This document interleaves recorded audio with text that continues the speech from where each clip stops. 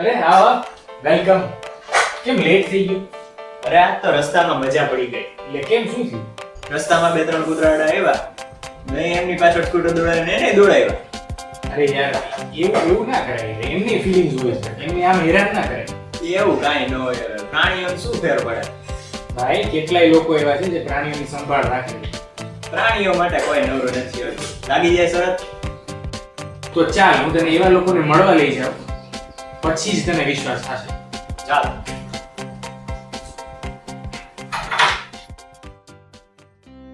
हमारा Tommy street dog है। उसका जन्म हमारे ही घर के आंगन में 13 साल पहले हुआ था।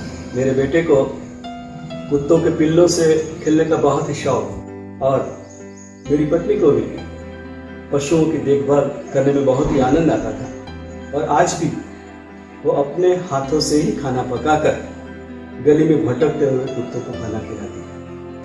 हमने टॉमी को हमारा दूसरा बेटा माना है, और वह पिछले 13 सालों से हमारे परिवार का सदस्य है। वह हमारे साथ ही रहता है, हमारे साथ ही खाना खाता है, और हमारे साथ ही सोता है। टॉमी को हर मौसम में दिन में 3 बार घुमाने ले जाते हैं, और हर साल उसका मेडिकल चेकअप भी कराते हैं। टॉमी हमें बहुत ही प्रेम करता है, और वो अपने निगाहों से ही अपने दिल की बातें हमें बताता है। उन्हें प्रेम, सुरक्षा और स्वस्थ जीवन प्रदान करें। उन्हें भी हक है प्रेम पाने का और अपनी वफादारी और प्रेम जताने का। અમે ઘણા વર્ષોથી ગૌપાલન કરીએ છીએ. ગાયનું ધાર્મિક મહત્ત્વ ખૂબ છે. અમે તેને એક નિર્દોષ અબોલ જીવ તરીકે માનીને તેને ખોરાક અને રહેઠાણ પૂરું પાડીએ છીએ. પ્રાણીઓને પણ પ્રેમ અને હૂંફની જરૂર હોય છે. આ ગાયોનું દૂધ અમે શિવ મંદિરમાં શિવજીને ચડાવવા માટે ઉપયોગમાં લઈએ છીએ. એનું વેચાણ કદી પણ કરતા નથી. ગાયોની પૂરતી સાર સંભાળ લેવાથી અમને ઘણો જ સંતોષ અને આનંદ થાય છે. અને અમે સતત છેલ્લા 8 વર્ષથી સ્નેક રેસ્ક્યુનું કામ કરીએ છીએ.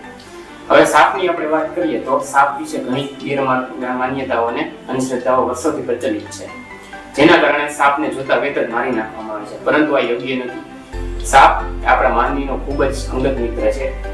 સાપ એ ખેડૂતનો ખૂબ જ અંગત મિત્ર છે. તો આપણે એવો સંકલ્પ લઈ શકીએ કે સાપ તે પ્રકૃતિનું એક અભિન્ન અંગ છે, અને જો તે નહીં હોય તો માનવીને ખૂબ મોટું નુકસાન ચૂકવવું પડશે. આથી આપણે સંકલ્પ લઈએ કે સાપને મારીશું નહીં, અને નજીકમાં જ સર્પ પકડતા યુવાન મિત્રોનો સંપર્ક કરીશું અને સાપનો જીવ બચાવશું.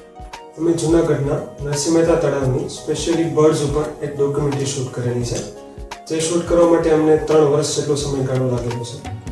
અમારો આશય એ હતો કે બધા જ વ્યક્તિઓને અને સમાજને એવો મેસેજ પહોંચે કે તેઓ પક્ષીઓની લાઈફસ્ટાઈલ જોઈ અને તેઓ કઈ રીતના જીવે છે, તેઓ કઈ રીતના શિકાર કરે છે, તેમના વિશે ખબર પડે, અને સ્પેશિયલી તેઓ તેમની કેર લેતા શીખે, જેથી કરીને પક્ષીઓની સંખ્યામાં દિવસે ને દિવસે જે ઘટાડો થઈ રહ્યો છે તે અટકે અને તેમની સંખ્યામાં વૃદ્ધિ થાય. ये जो एक बिल्ली है जिसको हम फेथ बुलाते हैं, उसका नाम फेथ है। वो जब छोटी थी तब से हमारे घर पर आती है, और हम उसको दूध और रोटी देते हैं.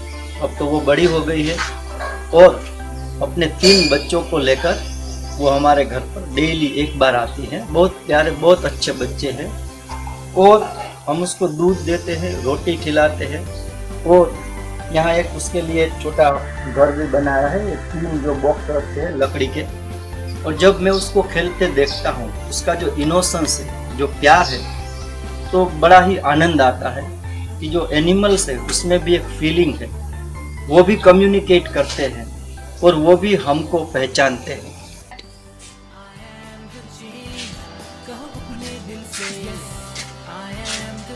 તારી વાત તો સાચી છે. હવેથી હું પણ પ્રાણીઓને હેરાન નહીં કરું. હવેથી હું એમની સંભાળ લઈશ. कहो गुनगुना के